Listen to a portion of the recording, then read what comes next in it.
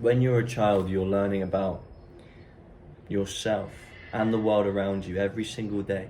And everything you take in can get so deep rooted in your subconscious. That's why parenting is so important. Because that little thing that your dad or your mum says that they think is just nothing could be the seed that sprouts an entire tree of personality. You have this kid at the palm of your hand, and if you're not careful, you could mold them into the next suicide case, depression victim, murderer, who knows? The malleability, the neuroplasticity of the child brain is like no other. And why you can still learn after childhood, of course. You can't be ignored that when you're a kid, everything is new and everything is more important.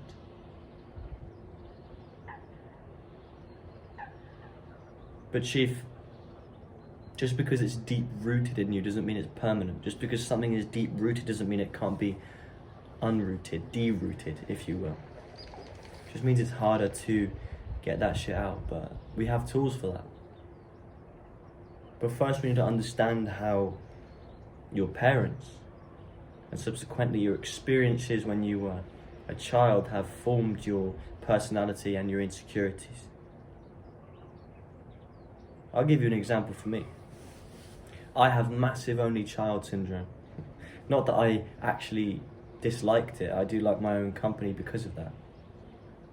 But my parents did the best they could for the people they were at the time. But the fact of the matter was they were split up. They were still friends, but constantly bad-mouthing each other behind their backs.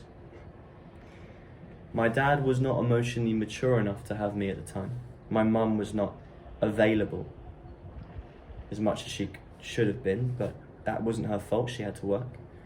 It's not my dad's fault either. I mean, maturity just comes when it comes. I was not expected to be in this life. Not that I was a regretful mistake, but the fact of the matter is my mum didn't think she could have kids. My dad was too young, and let's be honest, was just doing what young men do. And I was kind of, I was unexpected. But my childhood, while it wasn't bad by any means, was an example of how little things can really shape one's mind. I mean, being an only child, the stimulus I had mostly was my parents. My mum never really being available as much as she could have been because of work. That had an effect on my psyche. My dad, because of his lack of emotional maturity, would often say things or degrade me or say these little things when I make mistakes that made me feel like I was a burden. And while this would just be banter or small talk in the adult world, when you're a kid trying to form your own confidence and conscience, it has a severe effect on how you see yourself. Being called an idiot for making a stupid mistake that is very little. Being made to feel like I can't make a mistake. Being made to feel like a burden. These little things didn't seem like a big deal to them. But throughout my life, I've had to unwind that, unravel that, and it's taken me years to get over the fear of making mistakes. The feeling like I don't deserve to be in a room because I'm a burden. And just being an only child in general has resulted in me having a very different relationship to people than most other people.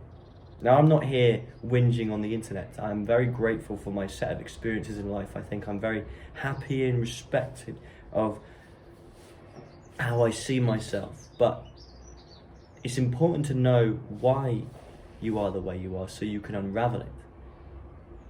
And I'm hoping me sharing some of what makes me me at least the insecurities that I had and still have, could help you understand why you feel the way you do. And the consequences could even be more severe depending if you had a fatherless or completely unavailable father in your household.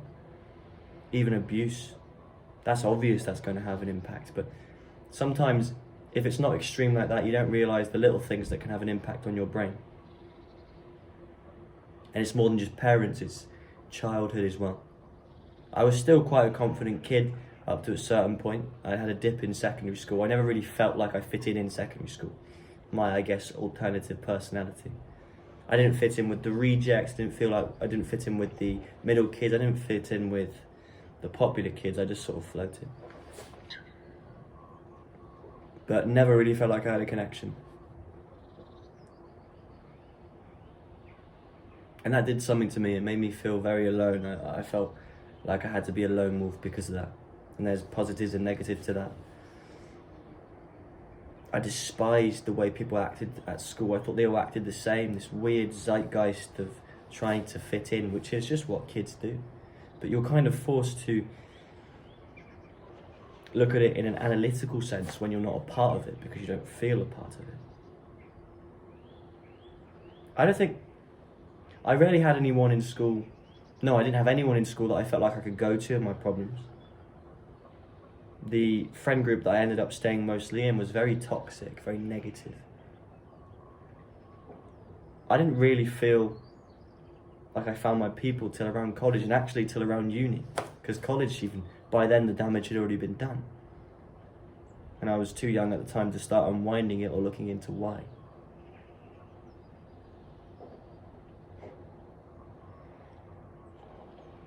And this is the thing, Chief.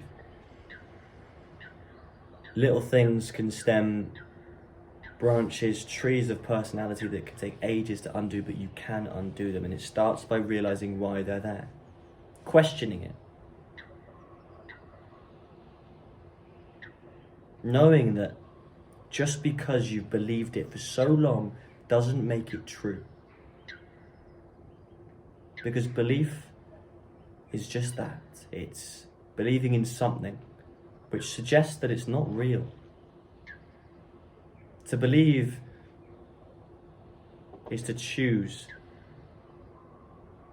And you choose to believe these things about yourself. Whether you like it or not, whether it feels like it or not, it is a choice to believe these things that have been deep-rooted in you since childhood.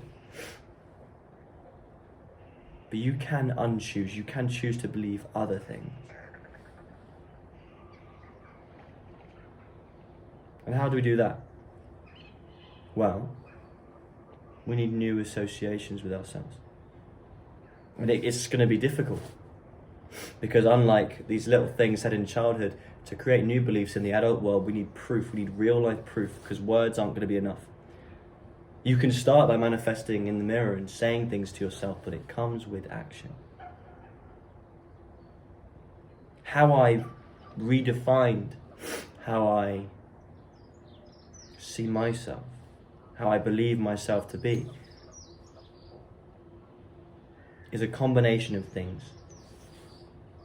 Firstly is a lot of the placebo effect, looking at myself and almost convincing myself I am away and then putting that into practice. I think around 16 I was quite a young brain, and I thought if I just decided on my 16th birthday that I was going to be confident it would work, and it actually was. There is something behind faking it until you make it. I decided that I was going to be confident. And it coincided with me going to college and therefore meeting new people, and people thought I was confident that hadn't known me previously,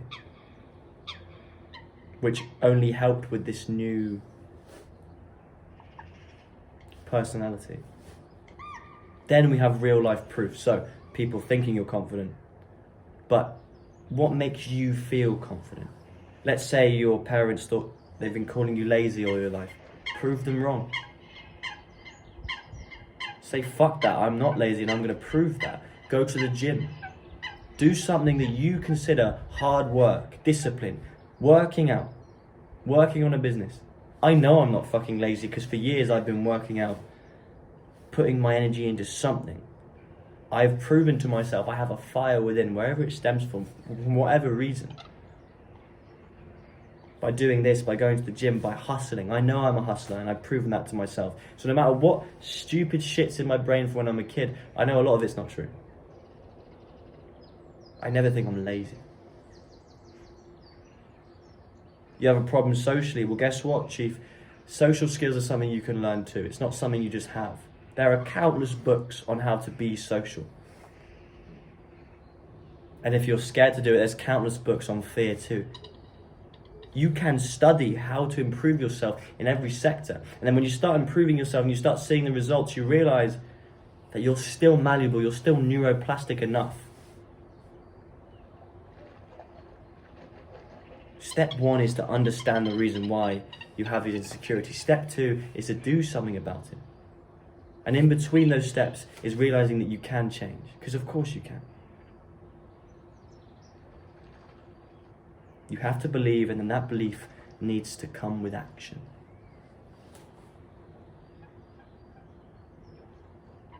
Your parents and your response. When you were a kid is the reason you are the way you are, right? But not anymore. Because now you're responsible for the way you are. And while that might be scary, that is very much a good thing, Chief, because that means you can do whatever you want.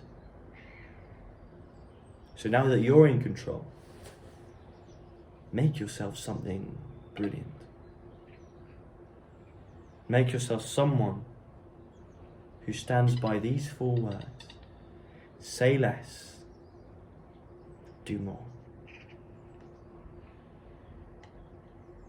Look after yourself, Chief. I believe in you.